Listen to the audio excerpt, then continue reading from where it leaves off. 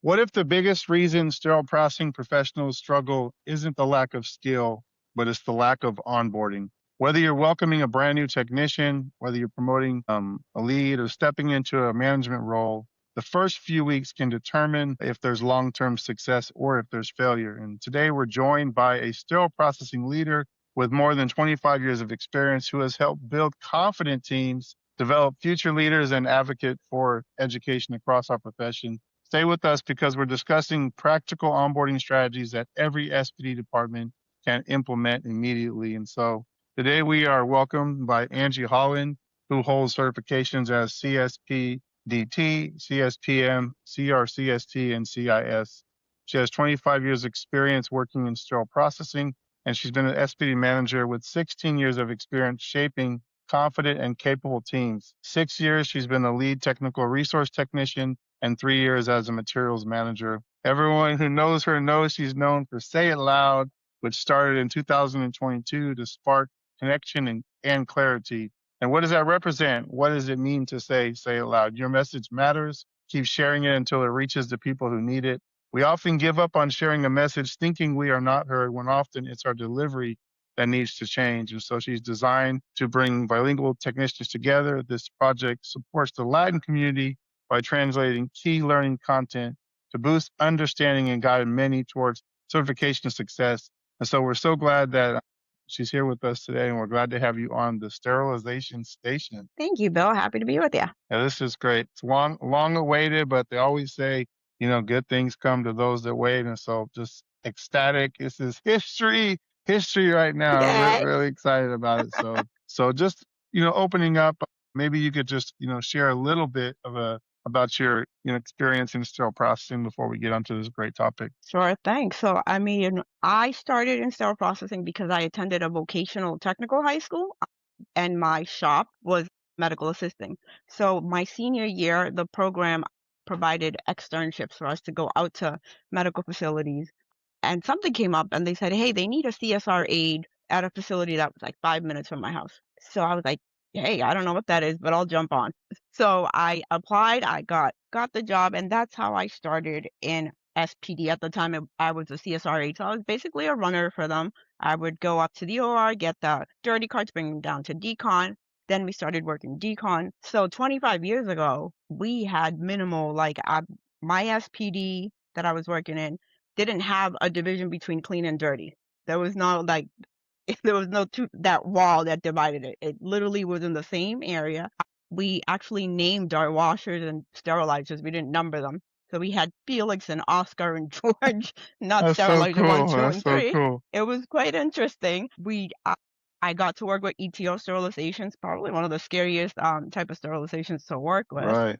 So I got exposure to that. But the onboarding, there was no onboarding. It was kind of like, this is what we do, and you're going to shadow, so and so. And it was interesting because the trays, the surgical trays were mostly, they used marking tape on them. And I remember one of the older ladies, I would say, well, how do I know all the instruments are in here? Because we used 5x7 index cards that were handwritten by somebody. So now you're trying to read what it says, trying to find the tray. And I remember the lady said to me, you just counted and bless it, sweetie. You counted and bless it. So every index card at the end had a total number of instruments that had to be in that tray. And that's how they taught me. And then there were certain, like the basic instruments, the Alice's, or I learned the Cokers as Oshner's. So then when I went to another facility, it was Cokers. So it gets a little confusing. They had like scissor sets. So I was like, what's a scissor set? And that was a straight Mayo, curved Mayo, banded scissor, and a Metz. How is a technician supposed to know that? It was a guessing game. So the process was very, very different. We used a Rolodex to find what binder to find the index card in. It was really like, we still had a linen room, so we made linen packs. We had the lighted table and we did patches on the linen. And so, I got to experience a lot in my starting years. Towards, I think, 7 years into it, that's when I found out that there was Amy standards. I had no idea what that was. So somebody kept saying, Amy standards. And I'm like, who's Amy? Yeah, who is Is she the new boss? I had no idea. Right. And then I got certified because I never understood the why behind the things that we did. We still sterilized cotton balls, gauze, Q-tips, anything that doesn't have an IFU, we were sterilizing because obviously, like, it was just like kind of like the blind leading the blind. And we reported to the pharmacy director, which was something that I thought was really strange also. So definitely my beginning in SPD was challenging, but because I didn't know a lot of things, that's why I got so involved in the industry because I wanted to know the why. That's why I started reading all the Yeah, books and I me. got my own Yeah, AME standards and so on. So that's it, great. it was interesting. Yeah, no, that's really great. And I know we really want to dive into different roles that require onboarding, but just kind of going off the cuff a little bit, just one question that pops into my mind is why is onboarding so important to you? Was there a moment, was an experience you had? Like what was the birth or what was the womb, the cocoon of onboarding and why it's so important to Angie? So there's a couple of reasons. One of them was that I accidentally melted a storage camera. Melted the whole thing. So, that's a big deal. That's a huge cost, right? So that was one of them. The other one was I started working at a facility where they were using the laparoscopic instruments, and I was told that we would only take apart the instruments that were on the top of the blue towel because that's what was used, and the rest of them we put through the wash put together. And I was like, there nothing about this is right. So it like nothing that just clicked something in my brain where I was like, okay, we can't do this. And I knew, like, based on the IFU, I knew that at that point, I knew there was IFUs. I wasn't certified yet, but I knew there was IFUs, and I knew that there was a reason these were supposed to be taken apart. Because what tells me that they didn't try to use an instrument that they put back on that rack? So that's when I became certified, and that's when I started in leadership, ironically.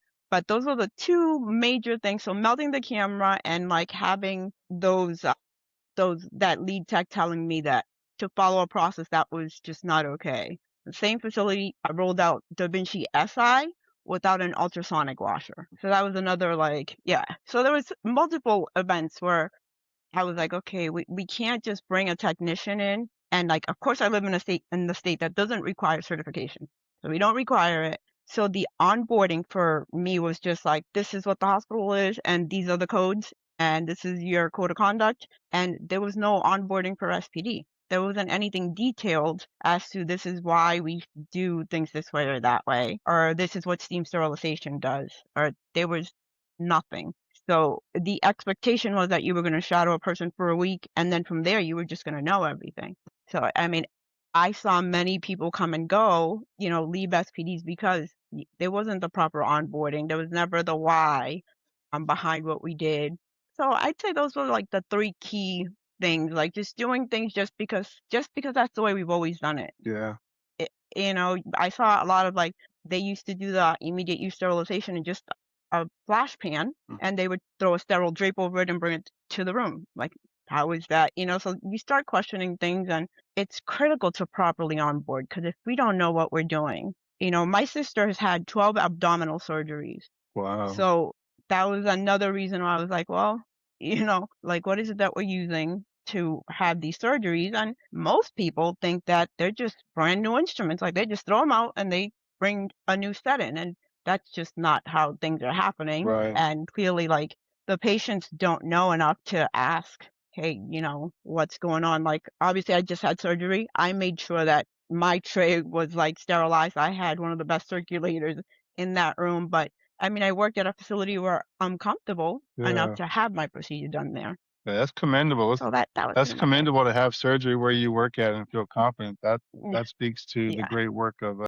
your team and SPD at your facility. That's really good. That's yeah. really good.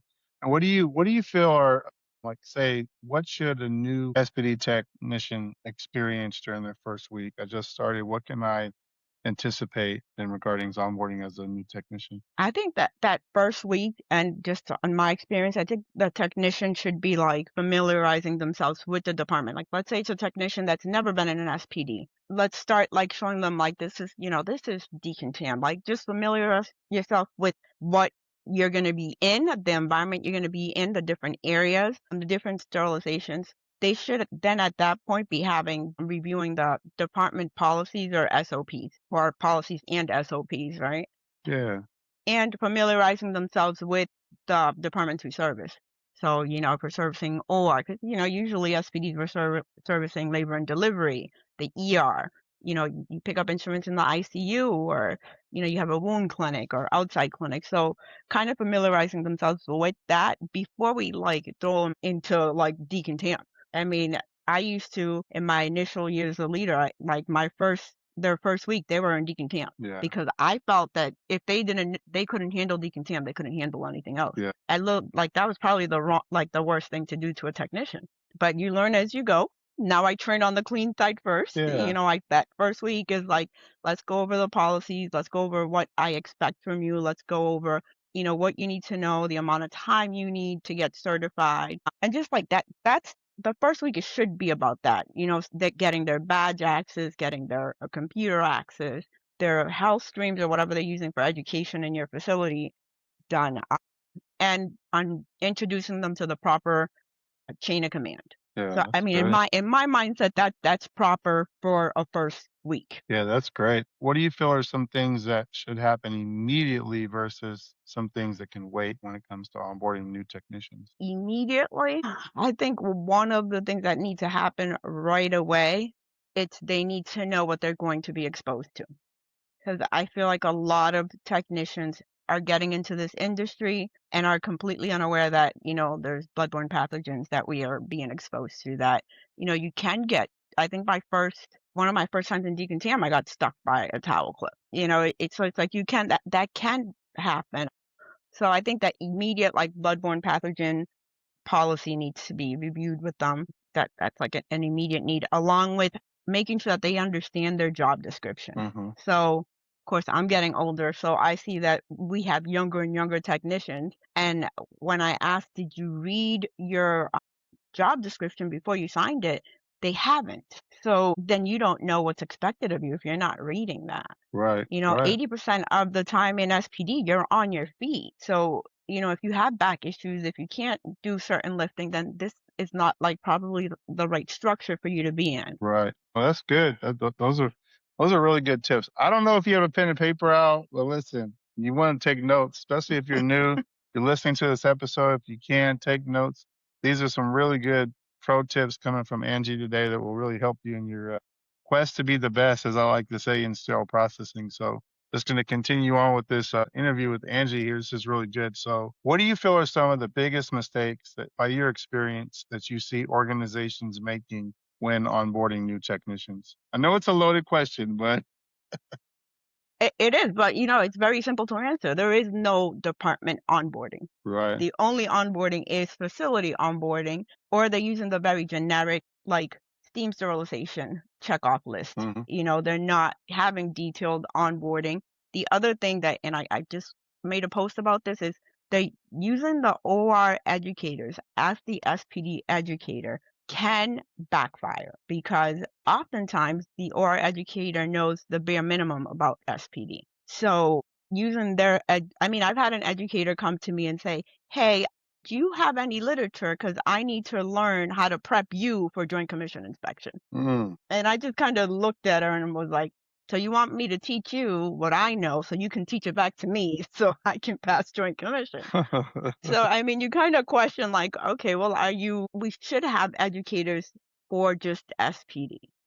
I think the OR educators have like a very large job in itself when it comes to the OR to add on SPD. Right. That's so true. Yeah, I've worked at a few well, more than a few facilities, but I've only worked at two facilities that had SPD educators, and some of the biggest health systems on the West Coast do not have educators, which to me just really blows my mind that you don't have Yeah. someone that can really, assist or aid in onboarding some of these new technicians. So I think that was really great what you said. That's really great. And what role do you feel mentors, preceptors, or trainers play during onboarding? So I think that first of all, we need to make sure that we're choosing the right technicians in this role. Like they need to be able to answer to the why behind what they're teaching, and they need to be able to, I think, understand the different learning styles because people are not going to learn all the same way. So the way I like to teach, and I'm very hands-on manager. I like to be on the floor. Yeah. So I think it's important to like, I'll teach you how to do it. I'll go through the process, show you how I do it. And then for the next time, I'm going to ask you to do it.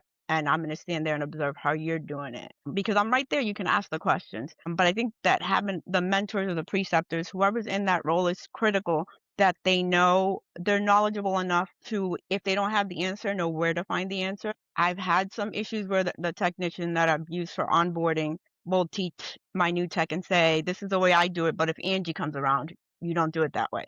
So those are the technicians that we cannot put in that role and we have to retrain, right? So we still see some of that happening, but for the most part, I would just worry that these technicians are certified. Even like the state doesn't require certification, the state that I work in or the state that I live in. But even though it doesn't require it, facilities, a lot of the facilities do require it. So let's make sure that these preceptors that we're using are certified and that they're able to navigate, one source if that's what we're using for IFUs, or they're able to like answer the questions properly and they're educating properly. So I like to just do my walkthroughs and make sure that, my new techs are being onboarded, properly. And if they're not, I'm not afraid to jump in and do it myself. Yeah, that's really good. Very good. I love that working manager, like in the trenches. It's something you don't really see too much. I know in teams I've led, I've always tried to spend time with the technicians. It builds camaraderie, but also creates a great culture of a collaboration with management, and having you there as a resource Mhm. is really great. So kudos for that. Yeah. That's definitely a sign of a great leader when you see something like that. Thank What are some key indicators that a new employee is successfully onboarding? So you're observing, you're with them, and you're by their side. Angie is in the trenches. She's not in a meeting. you. Mhm. She's with her new technician. What makes you Yeah. smile on the inside? When they're not afraid to ask questions. They'll ask less questions, but they're tackling those bigger trays, they're tackling those trauma trays, and they're not afraid to ask the questions. Usually, when you start seeing that they're afraid to ask questions, that's when we have like an onboarding problem. So when they don't have that fear, because I always say, fall back on your knowledge, but you always have to have a learner's mindset because we don't know everything. That's why we network, right? That's Yeah, why we reach out to what we call our subject matter experts to like better understand certain process that we might not be able to, correct immediately. Like I'm seeing this, how can I correct it? So I built a very large network, but with my new technicians, when they're like, I can see that they're not just going for the scopes and the cameras and they're tackling that vascular tray and they're not afraid that Angie's like right next to them and they're not afraid to ask Angie a question. That's when I know that this is a successful onboarding. that's really great. I had a question, but you took it right out of my mouth. So good job. You answered two in one. No, this is really great. And, we often think onboarding, ends after a new employee learns the basics. But as you know, onboarding remains critical throughout a person's career journey. So let's talk a little bit about onboarding as it relates to promotions and advancing in sterile processing. So why does someone promoted internally still need to have a structured onboarding plan? It's a great that I love that question because the expectation is different. So we often see that we're promoting from within, and I'm all for that. Let's promote from within. But most of these technicians have a lot of facility knowledge, but they don't have industry knowledge. So I think it's important that we start exposing them to that industry knowledge and start saying, hey, let's pursue some additional certifications. It's important that we have a different job description, a different checkoff list for these new leaders because now you're promoting from within. So you're also going to cause a little bit of friction because they're going from being a team player to being the coach now. So teaching them how critical emotional intelligence is also a key player because nobody thinks of that. Nobody thinks that, you have to be able to speak to a technician with a level of respect. It's not like I'm the boss, I'm gonna like raise my voice at you and I'm gonna speak to you. And there are ways to talk to technicians and be very respectful about it. So when we promote from within, it's important that we are exposing them to the Amy standards, but also regulatory bodies and what the difference is between recommended practices and regulatory bodies because they often don't know that. Yeah, that's great. Sometimes the technicians, they kind of run from those conversations because they know that Angie's there, but But we know that being technically strong is just not enough when you're going into leadership. You have to be able to Right. relate to the people. You have to be, like you said, have emotional intelligence. I mean, emotional intelligence can solve a lot of problems, especially when you know your team members and you kind of know their strengths, their weaknesses, and the areas that you as a manager are creating opportunities to help them grow. I know not all people that you mentor or want that, but when you find those who are willing to, do tasks as you assign, because like you learn where you want to grow in the one-on-one, and then the job as a leader is to create that like you do that gap analysis, like what can I give you as a project or something to do that will help you reach the goals that you express Right. in your one-on-one. It's not what I express, it's what you express, right? Right. Angie, I want to be a strong leader. I want to be a better leader. And so you create opportunities. And then when you give them to them, they're like, well, why are you so tough on me? No, no, no. This is what you said you Mhm. wanted, right? So Right. I think that's really, really, Right. really, really good as well. And then what challenges arise when an employee moves from peer to lead or coordinator in SPD? Ooh, so some challenges are so typically they create those friendships within the department. Now you got to draw that line Hmm. between like friendship, you're friends, but at the same time, this is your lead, and you have to like respect. There's a level of respect that has to kind of change. It has, we have to see that transfer, and then we have to be create that credibility. Like, yeah, we were working shoulder to shoulder, but now I'm in this lead role and I got to show you how I got to this lead role. Cause I think our goal is to create well, my goal is always to create new leaders. And you can identify a technician with leadership skills. You can identify that hunger within them that they want to learn. They're jumping onto things, but promoting from within, and it can become a challenge. And sometimes I've seen technicians that will be successful, and they're able to create those boundaries and keep those friendships within that team.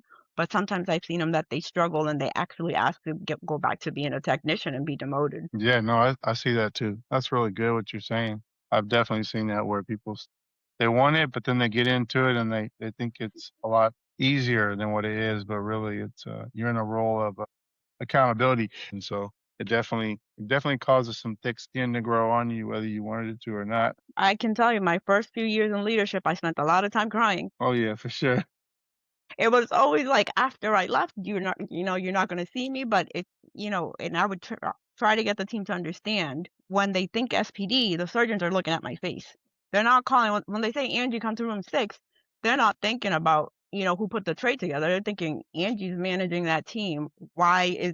How did this error happen? When they start having to answer to that, and they start like understanding that no, Angie's not just sitting in an office, like Angie's the face of SPD, then it becomes like real to them when they have to do that. Yeah, no, that's really, really good. That's so true. I mean, there's something about experience. It definitely helps you to be able to navigate some of the challenges that you'll face when you go through these promotions. For Hmm. sure, for sure.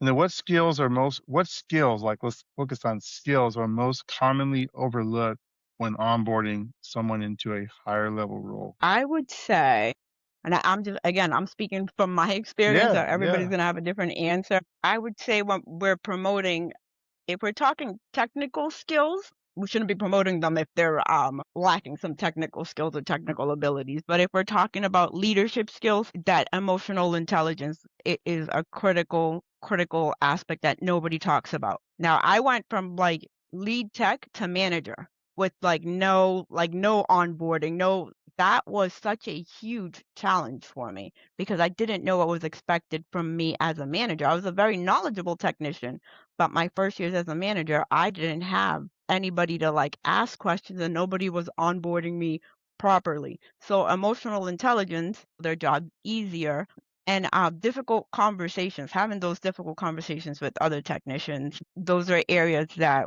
new leaders, like or leaders that we're promoting from within, we're not giving them those resources. Now I try to give them as much as I can based on like what I know and what I utilize online. There's different tools online. There's different books, that you can read, but they have to be interested. They have to want to learn this stuff. Not if you don't want to, if you're just doing it because I don't think anybody's doing it because of the pay, because let's face it, it's not that great.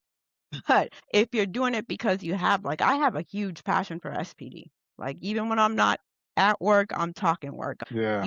It's always involved in something. So these newer leaders, it's important. I like to work with them side by side, and I like to see how they address the team too. Like let me let you run huddle. Let's see how you're running huddle. What would you document in shift report? How's your communication or your customer service skills with the OR? Because they are our customer. There's a level of respect that has to be there. Do you know when you can release a tray? There's certain things that technicians don't necessarily know because they're not being onboarded properly. But in leadership, letting them know why they can't release the tray. Being able to answer the phone and saying to the OR, no, I cannot hand wash that tray because of the high complexity of the tray, because there's too many instruments to it, because it requires thermal disinfection. Some technicians are unable to answer that even in a leadership role. So I think those are critical skills that they need to have, they must have before they're in that leadership role. What do you feel are some common mistakes new leaders make when entering a department? Ooh, I made it. Too many changes too fast at the same time. Yeah. So that is you're gonna cause confusion, you're gonna cause conflict, you're gonna cause this team to not like want to work with you because you're going in there basically saying you're doing everything wrong and now we're gonna change everything. They're not necessarily doing everything wrong. Things just something have to be modified or certain things have to change a little bit or we just have a different understanding of something. So I think one of the biggest mistakes that a new leader makes is to go into a facility and just criticize everything that they're doing and change everything within the first 30 days. That's terrible. Right. I was going to ask you a question. What is your, now that you've got some experience, like if you're going into a new department with the experience that you purchased and bought, because experience is bought through the things we go through, like how would you transition into a new role or a new department as a leader now with all the experience? So now, so I've worked 10 different facilities. So I've had to restart a couple of times. My first 30 days, I kind of I'm observing. I'm on the floor with them. Well, why do you do it this way? Oh, that's interesting. Okay, well, you're running your sterilizer at a 4 and 20 for every load. Oh, well, why are we doing that? Okay, well, do you know how to, do you have IFUs? And I kind of just ask all the questions within those first 30 days. I don't implement any change within the first 30 days unless there's something that is immediate danger to a patient or a staff member, and that change has to happen immediately. And still, I won't implement the change until I speak to my leadership. But within the first 30 days, it's let's learn what they're doing and why they're doing it that way. That's really good. Yeah, you can't go in and just be like, that's wrong, that's wrong, that's wrong, that's wrong, because it's not always the case. Yeah, I love that. That's really good. Observing is really important. I think in lean they talk about the go-go's, go see, go hear, go smell, go touch, kind of like the go senses, getting a sense of it and then building that camaraderie with the employees. And I know sometimes Hmm. I think I was at first was connecting with Jimmy Billingsley and he was asking me as, That's one of my mentors. oh really? Yes. Yeah, Yes, one of my mentors. he was asking me he asked me this question, which was really good. It made me think a lot. He said, what would you do if you had to go into a department and make some changes or make some improvements? And there was a technician there who, didn't want to do the changes.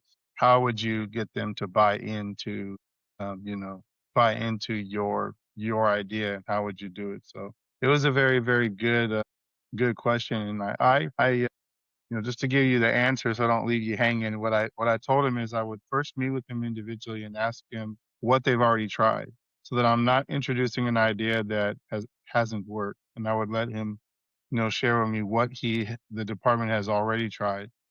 And then I would ask him, what is it that you feel would be, what do you feel is the answer? If you could be given the opportunity to make the process improvement go your way, what would it be? And to hear what they thought. Because sometimes they're not willing to express because there's not a culture of expressing and being valued by leadership. And so Hmm. Jimmy was like, that's a great answer. And so we had a good time talking about That's exactly how he would say yeah, that. yeah. Just buy.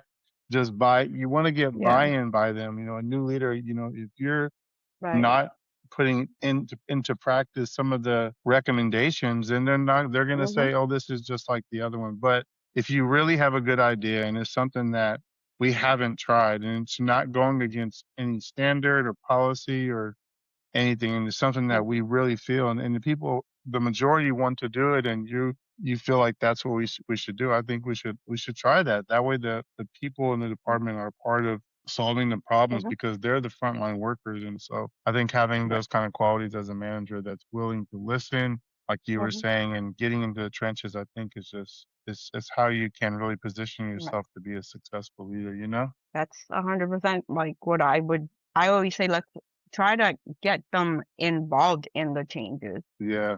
because sometimes they don't understand why the change has to happen. So having them be like a part of like, hey, we need to change the layout of, prep and pack. What do you guys think? And explain to them why that layout needs to change.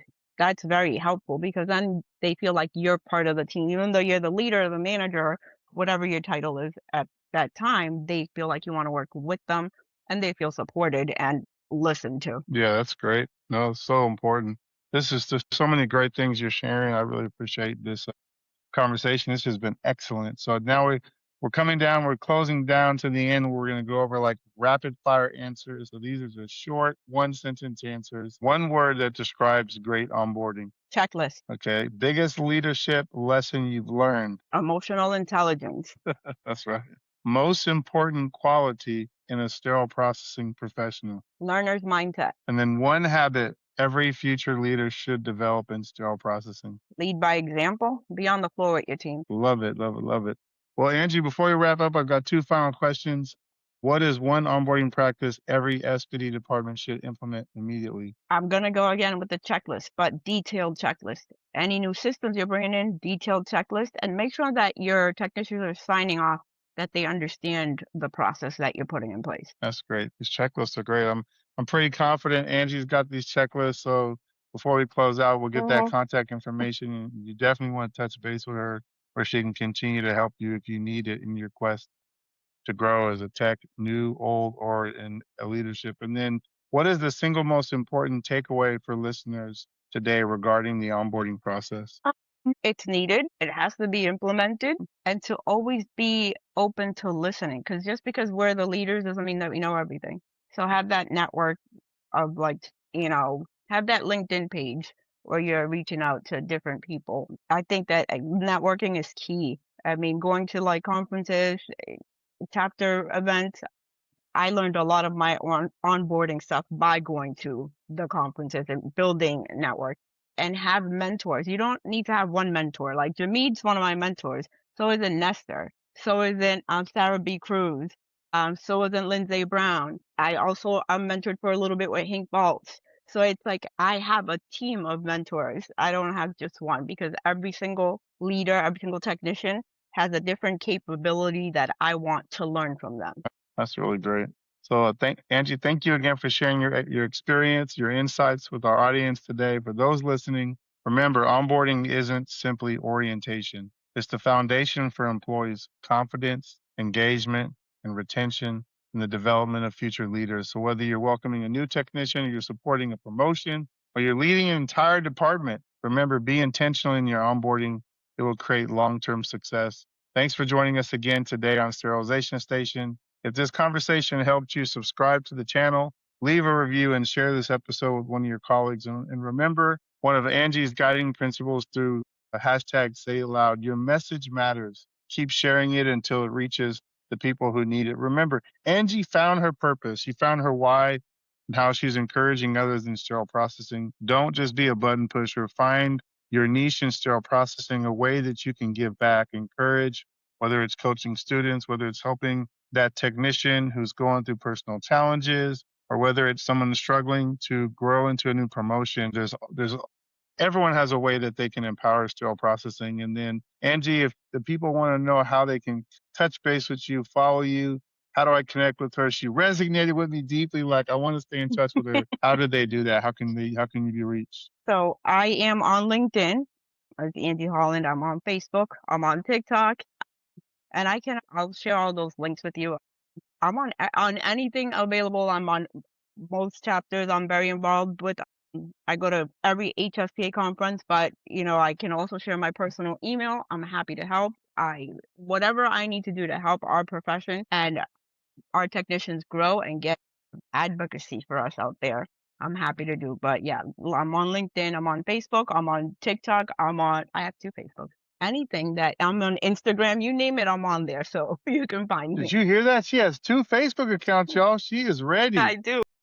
This is great. We'll definitely make sure we put those links into the description of this episode. Angie, it's been an honor to have you on the show finally. I hope that you won't be a stranger. I hope we can find some more topics that you can take that experience and share with the community of sterile processing. So once again, Bill Rochelle, Sterilization Station, very, very thankful to have finally seen you on video, and to hear from you is just great. Yeah, thank you for having me on. I appreciate it. Absolutely. We'll see you all in the next episode. And don't forget, reach out to Angie on her gazillion social media resources. Everyone have a great day.